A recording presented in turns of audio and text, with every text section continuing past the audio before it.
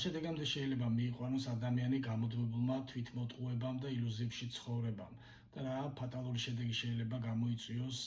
იმან, როდესაც ადამიანი რეალურ პრობლემებს თვალს ვერ უსწორებს. სწორედ ამ საკითხს ეხება ის წიგნი, რომელზეც დღეს მინდა რომ მოგიყვეთ, ეს არის ჩინელი მწერლის ლუ სუინის წიგნი, რომელსაც ქვია AQ's ნამდვილი ამბავი და რომელიც არის კაცზე უსახკარო და ხელმოწარულ ადამიანზე, რომელიც გამუდმებული დაჩაგვრის და დაკნინების ობიექტია. და ის რომ მან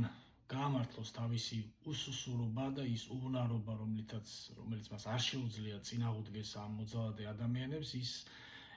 აჯერებს საკუთარ თავს ასეთ ილუზიას, რომ როცა მას ცემენ, ის წარმოიდგენს თითქოს მას უღირსი შვილების ცემენ და როგორც ღირსეულ მამას შეჰპერის, ის მათ ხელს არ უბრუნებს და ამით ცდილობს რაღაცნაირად მორალურ უპირატესობაში დააყენოს საკუთარი თავი ამ მოძალადე ადამიანებთან მიმართებაში. ეს არის თვითმოტყუების ის მასშტაბი და ის აბსურდი, რომელიც აპოგეას აღწევს ამ ტექსტში, როცა AQ's მიაჩნია, რომ ის არ არის ჩვეულებრივი დაკნინებული და დაჩაგრული ადამიანი, არამედ ის არის უდაჩაგრულესი და უდაკნინებულესი, ანუ უპირველესია ის ამ საქმეში.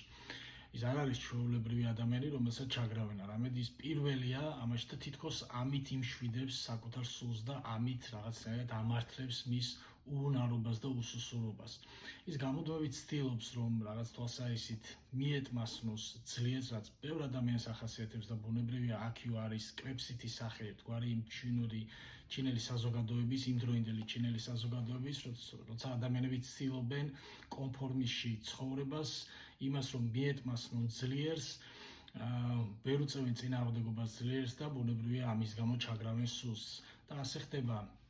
AQ's შემთხვევაშიც, როდესაც მასზე ძალადობენ, ის ბრაზი და აგრესია, რომელიც მასში არის დაგროვილი ამ დროს, ბუნებრივია თავს იჩენს მახინჯი ფორმით მომავალში, რაც იმაში გამოიხატება, რომ ის ჩაგრავს მასზე სულს, მაგალითად მონაზონს სცემს უმიზეზოდ.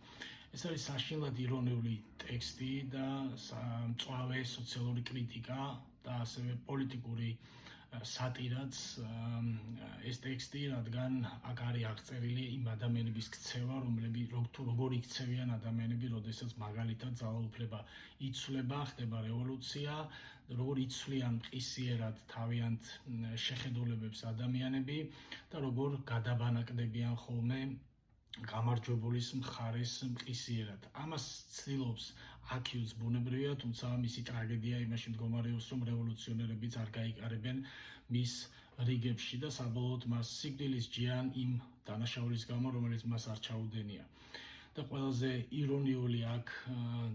ის არის, რომ ადამიანები, რომლებიც იკრიბებიან ამ სიკვდილით დასჯის ცერემონიის